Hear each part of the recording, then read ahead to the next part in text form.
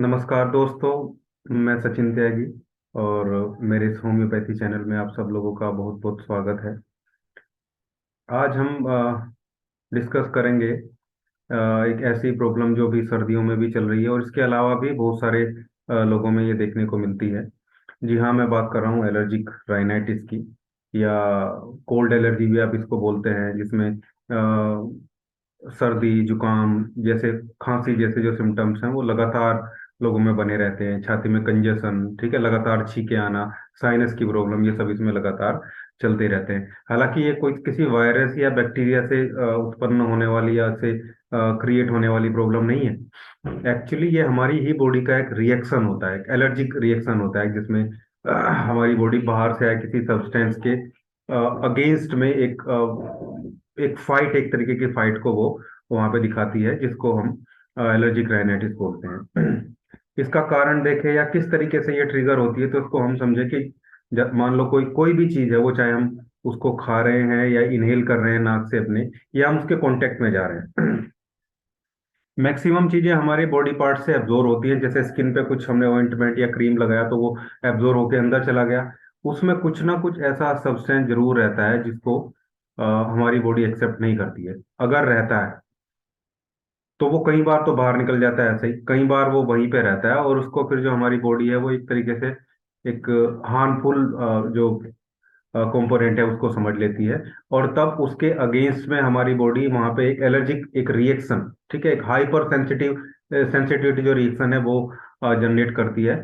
और जिसके एवज में फिर एक केमिकल वहां पर रिलीज होता है, जिस केमिकल को हम बोलते हैं हिस्टामिन या हिस्टामिन, जैसे भी प्रोनाउंस करें आप उसको। तो वहां पे हिस्टामिन जब रिलीज होता है, उसी हिस्टामिन जब हमारी वो ब्लड में रिलीज करती है, हमारी शरीर जो है, हमारी जो सेल है, खासकर जो इम्यूनिटी सेल है हमारी, तो उस कंडीशन में क्या होता है, उस कंडीशन में फिर वहां पे ये पर्टिकुलर टाइप के एलर्जिक रिएक्शन हमें देखने को मिलते हैं, जिनकी वजह से फिर ये सारी प्रॉब्लम, खासकर कफ, कोल्ड, ठीक है, राइनाइटिस जैसी जो समस्याएं ये देखने को मिलती हैं।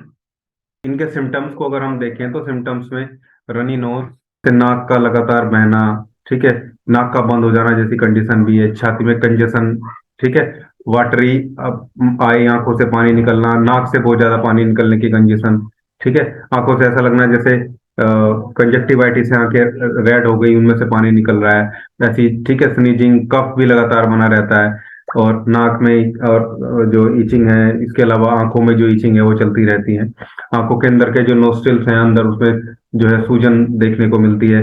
और जिस सब्सटेंस से एलर्जी है उस सब्सटेंस के कांटेक्ट में आते ही, चाहे वो स्मेल रहे, चाहे वो डायरेक्ट बॉडी कांटेक्ट रहे, या फिर वो कोई खाने का मटेरियल रहे, उसके कांटेक्ट में आते ही ये सारे रिएक्शन वहां पे निकल के आ जाते हैं। तो ये इसके सिम्टम्स हैं। अब मैं बात करूं, कई बार सीजनल फैक्टर भी इसमें देखने को मिलते हैं। जैसे कोई सीजनल चेंज होता है, वहां पे कोई स्पेसिफिक टाइप के पोलन परागकण होते हैं जो अलग अलग टाइप के पौधों से, फूलों से निकलते हैं, उनसे एलर्जी हो जाएगी। किसी घास से, किसी पेड़ के कांटेक्ट में आने से, या उसकी स्मेल से एलर्जी हो जाएगी। कई बार तो ऐसा बोलते हैं लोग कि मैं किसी खेत में, फील्ड में जाता हूँ और वहां जाती ही मुझे एलर्जी हो जाती है, क्योंकि वहां पे वो सब्सटेंस अवेलेबल है जिसकी वजह से ये होती है। इसके अलावा धूल से, धुएं से, ऐसी बहुत सारी, कॉकरोचेस से भी कई बार उनकी जो, और जो डस्ट माइट्स होते हैं उनसे भी कई बार ये चीजें देखने को मिलती हैं। पेट से भी, कुछ को कुत्ते के बालों से एलर्जी होती है, ठीक है, कुछ को चूहे के बालों से एलर्जी होती है। तो ये सब्सटेंसेज है जिसके एवज में हमारी बॉडी एलर्जिक रिएक्शन क्रिएट करती है। इस रिएक्शन को ही हम एलर्जिक राइनाइटिस या हे फीवर भी बोलते हैं कई बार इसको। तो अब इसको, अब बात करें इसके रिस्क फैक्टर की, तो रिस्क फैक्टर में बहुत सारी चीजें इसमें आ सकती हैं, या बहुत सारी चीजों को ये ट्रिगर कर सकता है, या इसको ठीक ना किया जाए तो फिर ये जो है अगर इस एलर्जी को ठीक ना किया जाए तो ये बहुत सारी प्रॉब्लम जो है हमारी बॉडी में क्रिएट कर सकता है। जैसे एलर्जी का अस्थमा क्रिएट हो सकती है, स्किन की एलर्जी किसी को होती हो सकती है तो उसको होती है तो उसको एक्जिमा वहां पे क्रिएट हो सकता है। एलर्जिक अस्थमा और एलर्जिक डर्मिटाइटिस या एटोपिक डर्मिटाइटिस मतलब एक्जिमा, ये दो बहुत बुरी कंडीशन है जो खासकर इसमें देखने को मिलती है, और जो जो बाद में वर्स होके इसमें खतरनाक चीजें पैदा कर देती हैं। और ये कई बार जो हमारी लाइफ स्टाइल है उसको बहुत बेकार, आप जानते हैं अस्थमा कितनी बुरी कंडीशन है, और डर्मेटाइटिस भी बहुत बुरी स्थिति हमारे बॉडी की होती है। तो ये कहीं ना कहीं हमारी इजी जो लाइफ है उसकी इजीनेस को खत्म कर देते हैं। तो ऐसे बहुत सारे कॉम्प्लिकेशन इससे बन जाते हैं, जैसे क्वालिटी ऑफ लाइफ खराब हो जाएगी, पुअर स्लीप हो जाएगी, रात को सोने में दिक्कत होगी। अस्थमा जब बिगड़ जाता है तो आप जानते हैं ना, आदमी उठ सकता है ना बैठ सकता है, ठीक है। साइनसाइटिस भी ऐसी प्रॉब्लम है जो प्रोलोंग चलती है, जिसमें लगातार नाक में कंजेशन देखने को मिलता है, उसकी वजह से भी कई बार हेडेक भी देखने को मिलता है। तो ये कई बार ये क्या है, क्वालिटी ऑफ लाइफ है जो उसको ये एक तरीके से डिस्टर्ब कर देता है, बहुत बुरे तरीके से क्वालिटी ऑफ लाइफ को ये डिस्टर्ब कर देता है। फिर इसमें आईज के इन्फेक्शन, ईयर के इन्फेक्शन, इसके अलावा और बहुत सारी छोटी छोटी चीजें जो देखने को मिलती हैं। होम्योपैथी में हम बड़े आराम से इसको ट्रीट कर सकते हैं, और इसके ट्रीटमेंट में मैं आपको बहुत अच्छी जो रेमेडीज है वो बताऊंगा। दो ऐसी मेडिसिन बताऊंगा जो आपको लेनी ही लेनी है, ये ध्यान रखना है। दो मेडिसिन ऐसी बताऊंगा जो लेनी है, हर एक पेशेंट को लेनी है। आप डॉक्टर है तो हर एक पेशेंट को देनी है। और उसके अलावा कुछ मेडिसिन ऐसी बताऊंगा जिनमें से सिलेक्शन करके आपको एक या दो रेमेडी पेशेंट को देनी है। सबसे पहले आपको सिम्टम के अकॉर्डिंग कौन सी मेडिसिन देनी है वो मैं आपको बता देता हूँ। इसमें सबसे पहली जो रेमेडी है वो है एलियम सेपा। सबसे ज्यादा एलर्जिक राइनाइटिस में ये यूज होती है, और कई बार फिजिशियंस को ऐसे भी दे देते हैं बिना सिम्टम्स को देखे हुए, लेकिन सिम्टम्स के अकॉर्डिंग होम्योपैथी रेमेडी काम करती है। एलर्जिक राइनाइटिस में जब वाटरी डिस्चार्ज बहुत ज्यादा देखने को मिले, पानी बहने की कंडीशन जो है वो देखने को मिले, और आंखों से भी और नाक से भी, और वो जो पानी है वो बहुत ज्यादा एक्रिड देखने को मिले, बहुत तीखा वो पानी देखने को मिले, तब आप इस रेमेडी का सिलेक्शन मिलेंगे। साथ ही ये आंखों को लाइट के प्रति सेंसिटिव भी बना देती है ये रेमेडी। तब आप एलियम सेपा 30 की दो दो बूंदे जीभ पे दिन में 3 बार लेंगे।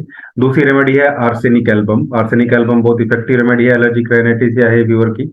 इस कंडीशन में तब लेना है जब इसमें पेशेंट को बहुत ज्यादा बेचैनी देखने को मिलेगी, घबराहट देखने को मिलेगी, ऐसा लगेगा जैसे उसका उसको थोड़ी घबराहट हो रही है। और इसके अलावा वो पानी की प्यास बार बार लगेगी उसको, और पानी पिएगा वो, ऐसा लगेगा जैसे प्यास लगी, लेकिन बहुत थोड़ा सा पानी वो पिएगा। रेस्टलेसनेस, ठीक है, और नाक से थोड़ा बहुत डिस्चार्ज देखने को मिलेगा, थोड़ी स्टफिंग, थोड़ा सा भारीपन भी देखने को मिलेगा, और थोड़ी थोड़ी क्वांटिटी में वो पानी पिएगा। ये समस्या है आप आर्सेनिक एल्बम से ठीक कर सकते हैं। इसकी आर्सेनिक एल्बम 30 की दो दो बूंदे जीभ पे 3 बार लेने से ये समस्या ठीक हो जाएगी। अगली रेमेडी है नेट्राम्यूर। नेट्राम्यूर भी एलर्जिक राइनाइटिस की, एलर्जिक सिम्टम्स की, स्नीजिंग की ऐसी बहुत अच्छी रेमेडी है। लेकिन इसको कब लेना है, जब बहुत ज्यादा ड्राईनेस देखने को मिले, बहुत मतलब नाक में बहुत ज्यादा सूखापन, एकदम से बहुत सूखा हुआ नाक लगे, और ऐसा लगे जैसे अंदर से कुछ फट रहा है, गला भी ऐसे ही सूखा हुआ लगे। ऐसी कंडीशन में जो है आपको नेट्राम्यूर लेना है। इसके अलावा ऐसे लोग भी जिनको बार बार ऐसी चीज हो जाती है, उनको एलर्जिक राइनाइटिस होते हैं, उनको भी नेट्राम्यूर दिया जा सकता है। लॉस ऑफ स्मेल भी क्रोनिक होने पे हो जाता है, मतलब ऐसे लोगों को सूंघ आनी बंद हो जाती है। ऐसी कंडीशन में आप ले। और नेट्राम्यूर एक डीप एक्टिंग रेमेडी है, इसलिए इसको बार बार नहीं लेना चाहिए। नेट्राम्यूर 200 की दो दो बूंद जीभ पे आप इसको एक हफ्ते में एक बार पेशेंट को दीजिए। बाकी जो सिम्टोमेटिक चीजें आती हैं वो आप 7 दिन इसके चला के रखिए। नेक्स्ट रेमेडी है सेवाडिल्ला। सेवाडिल्ला भी बहुत इंपॉर्टेंट एलर्जिक राइनाइटिस की रेमेडी है, और इसमें स्पाज्मोडिक टाइप का जो वो देखने को मिलता है, जो एलर्जिक रिएक्शन है या जो कफ है, थोड़ा बहुत कफ भी इसमें रहता है। इसके अलावा फ्रंटल हेड का, जो सामने के हेड का जो हिस्सा है, खासकर रूट ऑफ द नोज, यहाँ पे इसमें पेन देखने को मिलता है। मतलब एलर्जिक राइनाइटिस कफ रहेगा, उसको यहाँ आंख के और नाक के बीच का जो एरिया है, यहाँ पे पेन देखने को मिलेगा। इसके अलावा प्यास बहुत कम लगती है ऐसे लोगों को, और ठंडी से सारी प्रॉब्लम बहुत ज्यादा बढ़ जाएंगी ऐसे लोगों की। ऐसे कंडीशन में आपको फिर नेक्स्ट रेमेडी आती है एम्ब्रोसिया। एम्ब्रोसिया 30 को ही दो दो बूंदे जीभ पे आपको लेनी है, और ये तब लेनी है जब आंखों में बहुत ज्यादा, आईलिड में बहुत ज्यादा इचिंग देखने को मिले, बहुत ज्यादा इरिटेशन देखने को मिले। इसके अलावा ट्रेकिया में इरिटेशन देखने को मिले, ब्रोंकियल ट्यूब्स में इरिटेशन देखने को मिले, थोड़ा बहुत एस्थमेटिक प्रॉब्लम भी देखने को मिले, वहां पे आपको एम्ब्रोसिया 30 मेडिसिन की दो दो बूंदे जीभ पे दिन में 3 बार कुछ दिन तक लगातार लेनी है। इसके अलावा आर्सेनिक आयोडेटम भी एक अच्छी रेमेडी है। आर्सेनिक आयोडेटम 30 की भी दो दो बूंदे जीभ पे 3 बार हमें कुछ दिन तक लेनी है। इसमें लगातार छींके आती रहती है, जब छींके आएंगी फिर लगातार कंटिन्यूस छींके आएंगी, और जो है एक डिस्चार्जर भी देखने को मिलेगा, जो नाक के बाहर भी रहेगा, लेकिन थोड़ा वो थिक रहेगा, और नाक के अंदर भी, मतलब गले के अंदर भी इसमें डिस्चार्ज देखने को मिलता है। इसके अलावा नोज की जो म्यूकस मेम्ब्रेन होती है नोज वाली, इसमें थोड़ा बहुत जो पेन है, सोरनेस जैसी चीजें वो भी देखने को मिलेगी। इसका जो डिस्चार्ज जो मैंने बताया आपको थिक रहेगा और येलोविश कलर में थोड़ा सा देखने को मिलेगा, जिसमें अल्सर जैसी जो दर्द है अंदर नाक के वो देखने को मिलता है। मतलब पेशेंट ये बोलेगा, उसे लगता है कि जैसे नाक में उसके जख्म हो गए। नेक्स्ट रेमेडी है सेंगुनेरिया कैंडेंसिस। सेंगुनेरिया कैंडेंसिस 30 की दो दो बूंदे जीभ पे 3 बार लेनी है, और उन लोगों को लेनी है जिनको स्मेल से प्रॉब्लम होती है, खासकर फ्लावर से और पेड़ पौधों की स्मेल से उनको ऐसी प्रॉब्लम जो है क्रिएट हो जाती है। उन लोगों को आप सेंगुनेरिया कैंडेंसिस 30 की दो दो बूंदे जीभ पे दिन में 3 बार को दिन चलाएंगे। नेक्स्ट रेमेडी है सल्फर। सल्फर 200। सल्फर 200 की दो बूंदे जीभ पे केवल वीकली देनी है, हफ्ते में एक बार देनी है। जिनको खासकर एनिमल जो प्रोडक्ट होते हैं उनसे एलर्जी होती है, जैसे बटर से, जैसे दही से, ठीक है, जैसे एनिमल फिश और एग से, अंडे से। इसके अलावा फेदर होता है जो पीलो में, उनसे जिनको एलर्जी देखने को मिलती है। ऐसे लोग नहाना पसंद नहीं करते हैं, नहाने में प्रॉब्लम क्रिएट करेंगे, थोड़ा गंदे रहेंगे। ऐसे बच्चों को आप या बड़ों को जो भी हैं सल्फर 200 की दो दो बूंदे जीभ पे हफ्ते में एक बार किसी भी दिन दे सकते हैं, उससे ये सारी चीजें वहां पे सोल्व कर देंगे। तो ये सिम्टोमेटिक रेमेडी थी जो आपको सेलेक्ट करके पेशेंट्स को देनी है, या खुद जो भी आपके सिम्टम मैच कर रहे हैं आप होम्योपैथी शॉप से जाके ले सकते हैं। अब मैं दो ऐसी रेमेडी आपको बता दे रहा हूँ जो लगभग सभी को आपको देनी है कंटिन्यूअसली। इनमें से किसी एक रेमेडी के साथ में या दो रेमेडी के साथ में वो दोनों चलानी है। पहली रेमेडी है हिस्टामिनम। हिस्टामिनम 200 जो है वो लगभग सभी पेशेंट को आपको 200 पोटेंसी में दिन में एक बार लगातार कुछ दिन तक देनी है। उसके बाद फिर उसे वीकली कर देंगे। ये क्या होगी, जो एलर्जिक रिएक्शन है उसको, उसकी सीवियरिटी को कम करती जाएगी धीरे धीरे। और जो एलर्जी है हमारे बॉडी में, जो एलर्जन बाहर से आते हैं उनके अगेंस्ट जो रिएक्शन होता है वो धीरे धीरे कम हो जाएगा, और ये सिम्टम्स है सारे ये सबसाइड होने स्टार्ट हो जाएंगे। अब दूसरी रेमेडी है इसमें, वो पेटेंट रेमेडी है और जर्मन रेमेडी है, डॉक्टर रैकवेक का R82 है ये। इसको आपको सभी को देना है। बच्चे हैं तो 10-10 बूंदे दिन में 3 बार, और बड़े हैं तो 15 से 20 बूंदे दिन में 3 बार आपको देना है। थोड़ा सा लेंदी प्रोसेस है, थोड़ा टाइम लगेगा, 3 महीने से लेकर 6 महीने के बीच में आपको ये सिम्टम जो है ठीक होने, मतलब लगभग लगभग ठीक हो जाएंगे। और R82 बहुत अच्छा काम करती है, इम्यूनिटी को भी बढ़ाती है, इम्यूनिटी को बूस्ट अप करती है, एलर्जिक रिएक्शन को कम करती है। इसके अलावा जो एलर्जन है उनके अगेंस्ट में जो एंटीबॉडीज रिलीज हो रही हैं, उनकी जो सीवियरिटी है उसको ये धीरे धीरे कम कर दीजिए। तो ये आज की वीडियो थी हमारी। उम्मीद करता हूँ आपको अच्छा लगा होगा। अच्छा लगे तो लाइक कीजिए, शेयर कीजिए, चैनल को सब्सक्राइब जरूर कीजिएगा। Thank you.